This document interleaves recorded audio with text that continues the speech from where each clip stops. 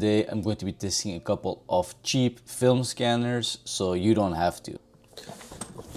So I found these two film scanners when I was out thrifting and I want to put them to the test. You've probably seen a bunch of these in the store, maybe online. They look really cheap and I'm curious on how well they perform. So I'm going to test them, hopefully they still work, and then I'm going to compare the images to images that I had scanned at the lab with professional printers. So what I'm going to test is this one by Reflecta, which is a German brand, never heard of it. Bought it for €7 and I found this one online and apparently it's still for sale and they're selling it for around €200. So it's a lot of money. So I have high expectations of this film scanner. We'll see. Let's try to hook it up. Alright guys, I hooked it up and as you can tell it is fully working, which is great news. So this one works with a USB-A cable that you connect to your computer that powers the device and also allows you to transfer files, which is great. As you can see right now on the screen right here, we have the negative. So you can scan this, make it into a positive in Lightroom. If you press type on top, it changes. Now we have a positive image. So it does it in the device, so you don't have to convert in Lightroom. I'm not sure how good this result is going to be, but let's take a picture so we can compare later. Then you also have a black and white one and a close-up one as well. Let's compare the images to images made with a professional scanner. Small disclaimer, by the way, I have no experience scanning film. I get everything done at a lab, so everything I'm going to be telling you about these images is purely based on what I can see with my eyes. Alright guys, let me show you the results and you're gonna laugh.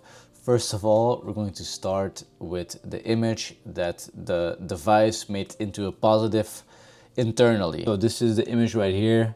As you can tell, the image is very desaturated.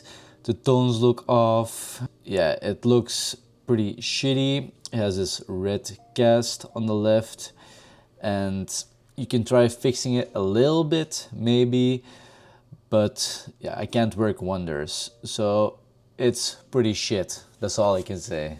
Next up is the black and white image. This is probably the best out of all of them because it doesn't have any colors. It still doesn't look great. It doesn't look terrible either. It kind of has this raw vintage feel, but you also have like a white cast. So the red cast made this part of the images a little bit lighter, so it's probably an internal issue with the scanner. And then last but not least is the convert image in Lightroom. So this is the image right here. I tried to fix it as much as I can, but the image doesn't really leave any room. I fucked around in the tone curves a bunch. I went through all the curves, but yeah, you can't make anything good out of this image. It's absolute shit. Okay, then finally, let me show you the results from the lab. The difference between these images is insane. This image looks amazing. Everything, the colors, the tones, it's just an amazing image. I remember I barely had to edit these. I made a couple of very light adjustments, but that's it. They looked amazing straight from the lab. Okay, so the next one is this one from Zolid. This one cost me around €5, so it's even cheaper. Let's get this set up. Honestly guys, I don't really have any expectations. I kind of already knew before I got into this video that these were going to be shit, but I'm going to do it anyways to show you guys just how shit that they are. Alright, quick update. So this little scanner right here requires a piece of software installed on your computer.